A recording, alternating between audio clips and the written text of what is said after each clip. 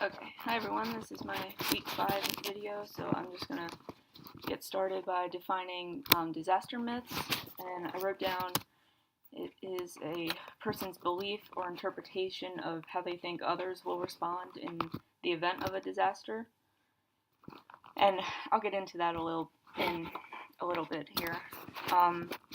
Muddiest points from this week, the 2 points I wrote down are from the Chapter 8 PDF on D2L, and in that PDF it said, after a disaster, uninjured victims are often the first to search for survivors, care for the injured, and assist others in protecting property from further damage.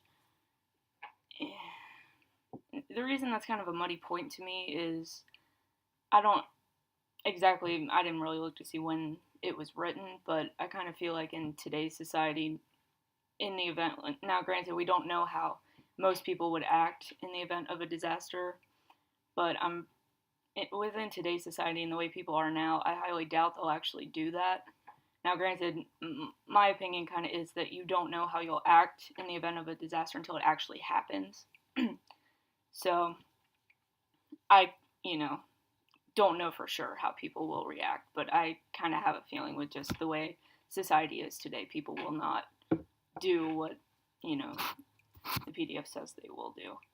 And then I also wrote down, most people respond constructively to environmental threats by going through reasonably logical steps to determine how to cope with a disaster. I don't think they'll do that either. Just the way society has changed, for, the way it is today. I highly doubt people will constructively, logically respond to a disaster.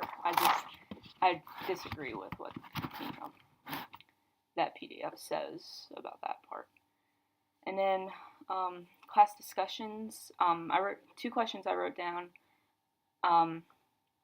In today's society, like I was just talking about, in today's society, do you think people would respond rationally to a disaster, or would they respond with a frenzied panic?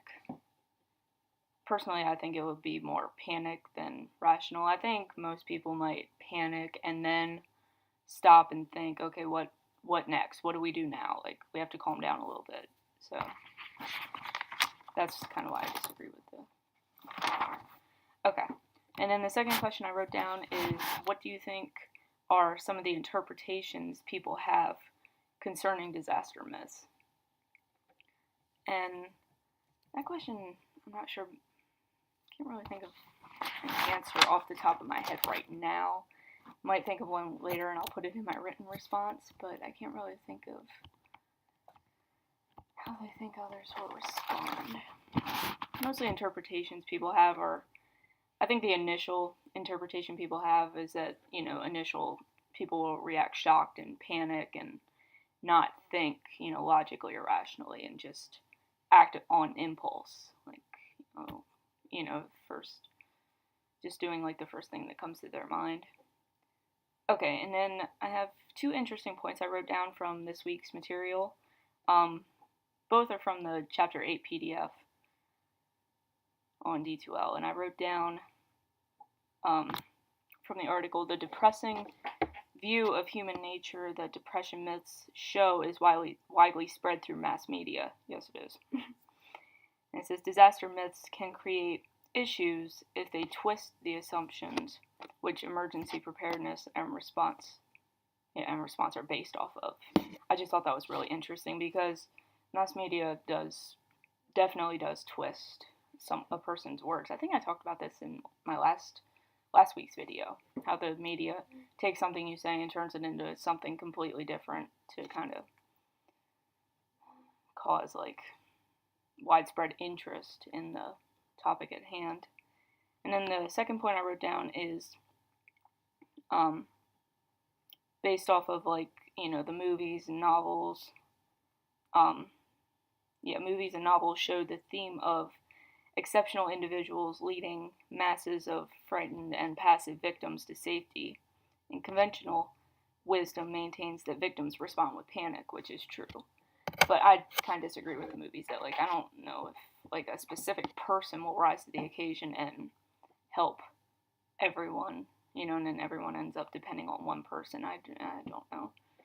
But movies and books have definitely taken that theme and concept to a whole new level.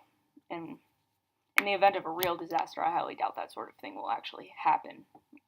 That one person will rise to the occasion and lead everyone to safety. I highly doubt that, but again, I don't know how people would actually act in the event of a disaster. This is just my assumption.